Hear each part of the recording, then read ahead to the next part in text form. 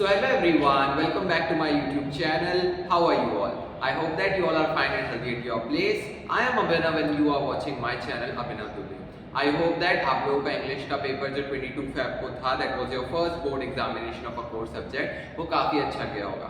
I took the feedbacks and got to know कि paper काफ़ी ज़्यादा लेंथी था, but you need not to worry about it because English का paper seems to be lengthy always.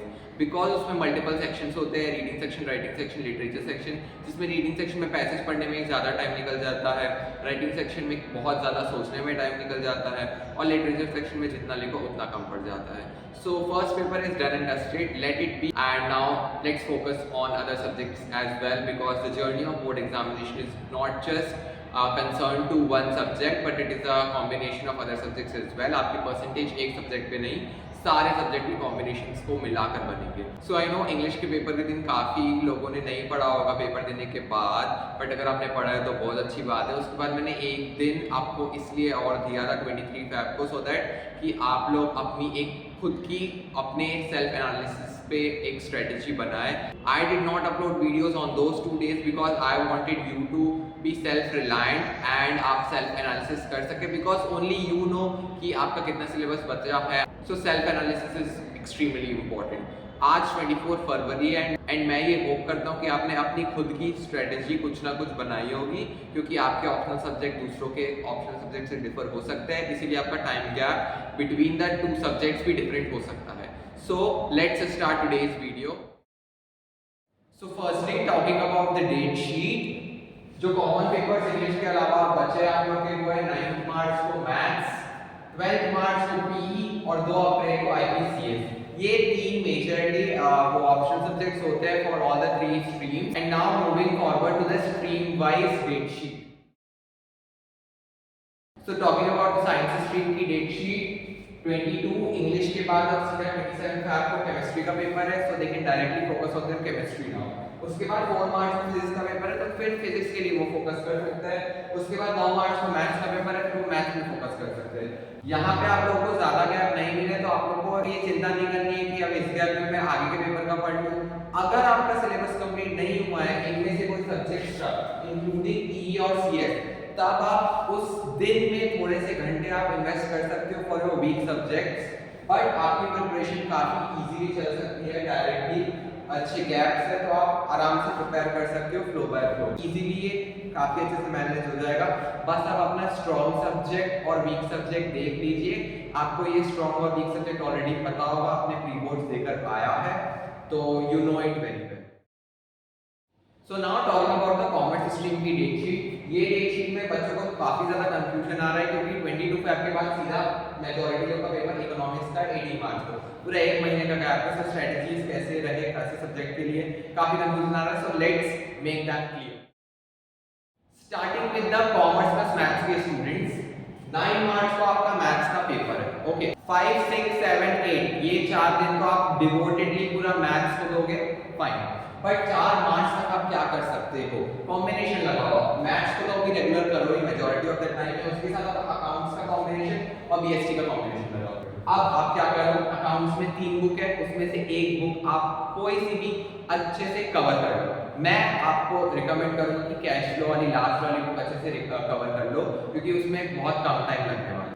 और अगर आपको cash flow नहीं करना है तो शेयर्ड एडवेंचर वाली बुक को कंप्लीट कर लो. ओके और ये दोनों प्रैक्टिकल सब्जेक्ट है तो आप बीएसटी का कॉम्बिनेशन ले सकते हो. इसमें पार्ट ए या पार्ट बी, इन दोनों पार्ट में से एक पार्ट को आप अच्छे से कवर करने की कोशिश करो. मैं आपको बोलूंगा कि पार्ट बी कवर करो क्योंकि पार्ट बी कंपैरेटिवली आपको ज्यादा मार्क्स दिला सकता है और उसमें काफी ज्यादा कीवर्ड्स आपको याद करने हैं. तो आप स्टार्टिंग से उसको पढ़ के रखोगे तो आपको एंड टाइम में काफी इजी पड़ेगा. आई होप दैट मैथ्स वालों का doubt clear. So now talking about P students, 12 मार्च को है उनका पी का पेपर. 9, 10, 11 ये 3 दिन तो डिवोटेडली वो सिर्फ पी पढ़ेंगे.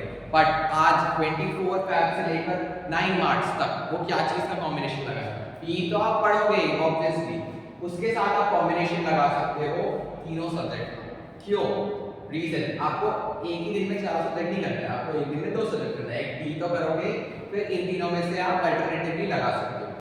इकोनॉमिक्स में आप क्या कर सकते हो, मैक्रो इकोनॉमिक्स और इंडियन इकोनॉमिक्स, इन दोनों में आपका जो वीक सब्जेक्ट है वो आप पढ़ो.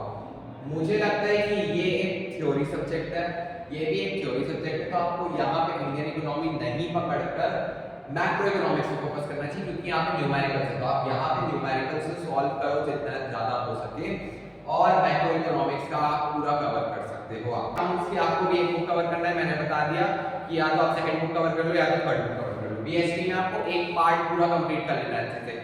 मैं आपको बोल रहा हूँ कि बी कर लो, क्योंकि उसमें ज़्यादा याद करने वाली चीजें है। फाइनेंशियल मार्केट वाला जो चैप्टर है उसमें काफी चीजें याद करना, और जो मार्केटिंग वाला है वो तो काफी इजी पड़ेगा, क्योंकि मेजॉरिटी लोग ने उसमें प्रोजेक्ट बनाया है। ठीक है, तो इसमें आप एक पार्ट कवर कर लो, इसमें एक बुक कवर कर लो। आई होप पी वालों का भी doubt clear. Now talking about IP student, जो कि सबसे ज्यादा कंफ्यूज है, क्योंकि उनका सीधा डायरेक्ट पेपर इकोनॉमिक्स का 18 मार्च को है, एक महीने का गैप हो रहा है, तो भैया कैसे क्या करें, काफी लोगों ने कमेंट सेक्शन के थ्रू मुझसे पूछा है। सो फॉर दैट अब आपको तो ये 1 2 3 4 सब्जेक्ट लेकर चलना पड़ेगा, मेजॉरिटी आपको ये 3 सब्जेक्ट एक साथ लेकर चलना पड़ेगा। अब आपको क्या करना है, आपको पूरे टाइम 24 फेब से लेके पूरा 17 मार्च तक तो इकोनॉमिक्स करना ही करना है। 13 14 15 16 17 ये 5 दिन तो आप डिवोटेडली इकोनॉमिक्स पढ़ोगे, क्योंकि आपके दो है इकोनॉमिक्स में, इंडियन इकोनॉमी और मैक्रो इकोनॉमिक्स। बट आप 14 मार्च तक क्या कर सकते हो, आपको कॉम्बिनेशन लगाना है ये सारे सब्जेक्ट। कैसे, इसमें तो आपको पूरा मैक्रो इकोनॉमिक्स और इंडियन इकोनॉमी बंटवारा करके आपको पूरा पढ़ना पड़ेगा, पूरा कवर करना पड़ेगा, आपको ये पूरा पढ़ना है, रोज पढ़ना है, क्योंकि आपका भी ये नेक्स्ट पेपर है। अकाउंट्स में आप क्या करो, आप दो बुक कवर करो। कौन कौन सी, कैश फ्लो और शेयर लेक्चर आप कवर कर लो, क्योंकि जो फर्स्ट बुक है उसका बेस आपको आखिरी के टाइम पे आप पढ़ोगे तो आपका वो बेस और सबसे ज्यादा जो क्वेश्चन आते हैं फर्स्ट बुक से याद है, तो वो आपका स्ट्रॉन्ग पार्ट है। और बीएसटी में तो आपको एक पूरा पार्ट अच्छे से कंप्लीट करना ही है। कौन सा बी पार्ट अच्छे से करके जाना ही, क्योंकि उसमें याद करने की चीजें ज्यादा है। उसी के साथ साथ आपको करना है जो फर्स्ट चैप्टर है, सेकंड चैप्टर है और जो प्लानिंग चैप्टर है वो भी आपको इसमें कंप्लीट कर लेना है, क्योंकि आपके पास ज्यादा गैप है, इसलिए आपको सारे सब्जेक्ट साथ में लेकर चलना है। नाउ वैसे तो आईपी के पेपर में काफी अच्छा गैप है, आप इस टाइम पे कवर कर सकते हो, पर भी अगर किसी का आईपी का सिलेबस अभी तक कंप्लीट नहीं हुआ और उसको लगता है कि नहीं मुझको इस टाइम गैप में आईपी भी पढ़ना है, तो अब सुनो आप कौन कौन से चैप्टर पढ़ सकते हो। अगर आपके थ्योरी चैप्टर आपने एक बार भी नहीं पढ़े तो वो दोनों थ्योरी चैप्टर आप रीड कर लो, कंप्यूटर नेटवर्क और सोसाइटी इम्पैक्ट।